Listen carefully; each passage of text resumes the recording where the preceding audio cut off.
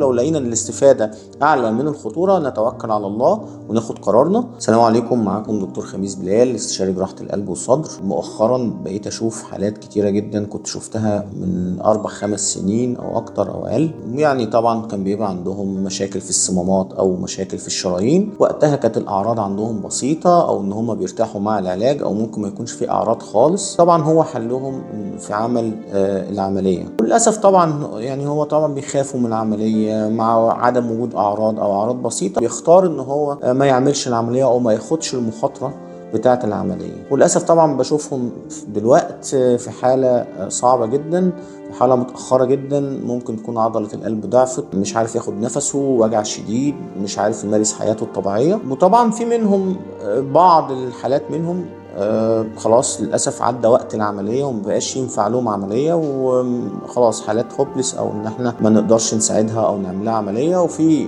حالات منهم كتير عملنا لهم العمليات وبقوا كويسين الحمد لله، ولكن طبعا بيبقى في خطورة عالية، أو إن احنا بنفهمه إن هو طبعا الخطورة في الوقت ده خطورة عالية، غير طبعا من 4-5 سنين الخطورة طبعا بتبقى أقل بكتير. بالتالي طبعا أنا بنصح أهلنا ومرضانا إن أي مريض محتاج عملية في القلب ما يتأخرش أو ما يأخرش نفسه وياخد قراره. ودلوقتي طبعا إحنا العمليات القلب بفضل الخبرات المتراكمة وبفضل التقنيات الجديدة في عمليات القلب بقت نسب نجاحها عالية جدا. واحنا في مصر دلوقتي نسب النجاح تقريبا متقاربة للنسب العالمية. ونسب النجاح احنا بنتكلم دلوقتي في حوالي 97-98% في معظم حالات القلب المفتوح. وده بيبان مع الحالات اللي احنا عملناها الحمد لله بفضل ربنا. عملنا حالات كتير، مئات الحالات، وكلها بفضل ربنا كللت بالنجاح. ولذلك بنصح اهلنا ومرضانا ان لو محتاج عملية لابد من اتخاذ القرار، ولازم نقيس الريسك بينيفيت او الخطورة، مدى الخطورة ومدى الاستفادة من العملية. ولو لقينا الاستفادة